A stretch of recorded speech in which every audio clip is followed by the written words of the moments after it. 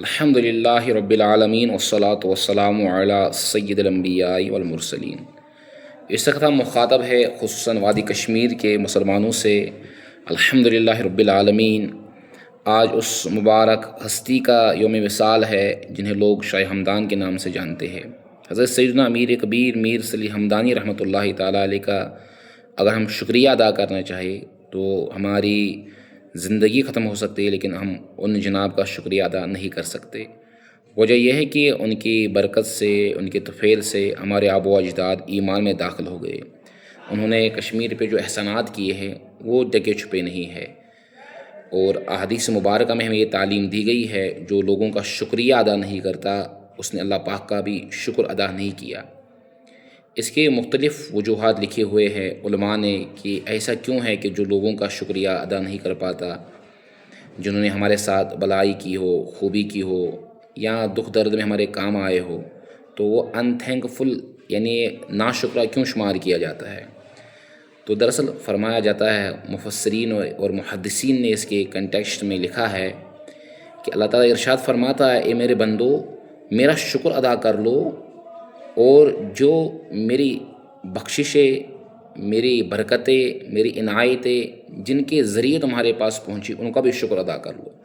اب گویا کہ اگر کوئی آج جناب شاہ ہمدان صاحب کا شکریہ ادا نہیں کرے گا، یا اس شکریہ کو نہیں مانے گا، ان احسانات کو نہیں مانے گا، گویا جو اللہ پاک کا حکم تھا اس نے اس کو نہیں مانا۔ اس لیے یہ حدیث میں کہا گیا ہے، جس نے لوگوں کا شکریہ ادا نہیں کیا گویا کہ اس نے اللہ پاک کا بھی کامل انداز سے شکر نہیں کیا۔ اور دوسری بات، انسان کو جو بھی مقام و مرتبہ ملتا ہے، جو خوبی ملتی ہے، اس میں دو معطی ہے۔ معطی مطلب دینے والا۔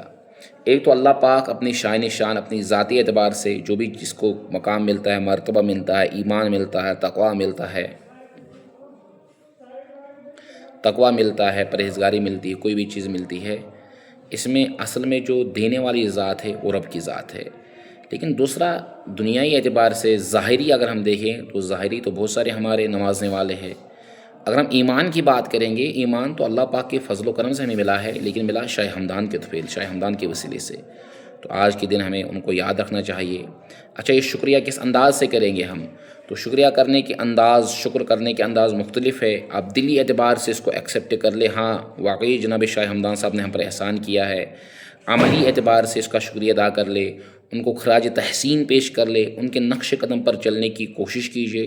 یہ گویا کہ آپ نے شاہ ہمدان صاحب پر گویا کہ آپ نے ان کا احسان کا بدلہ کم حق کو دے دیا۔ اللہ پاک جناب شاہ ہمدان صاحب کے درجات کو بلند فرمائے، اور روز محشر ہمیں ان کی شفاعت سے مالا مال فرمائے۔ کہ ایسے کشمیری میں ہم کہتے ہیں، نندرش عرض کر شاہ ہمدانس جنت نیزیم پانس سیتی۔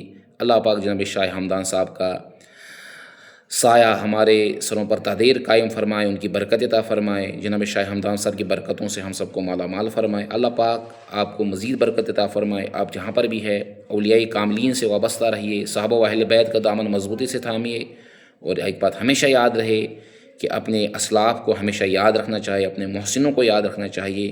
یہ انسان کو دنیا میں بھی کامیاب بنا دیتی ہے اور آخرت میں بھی انسان کو یہ کامیابی کی طرف لے جائے گی۔ السلام علیکم ورحمۃ اللہ وبرکاتہ۔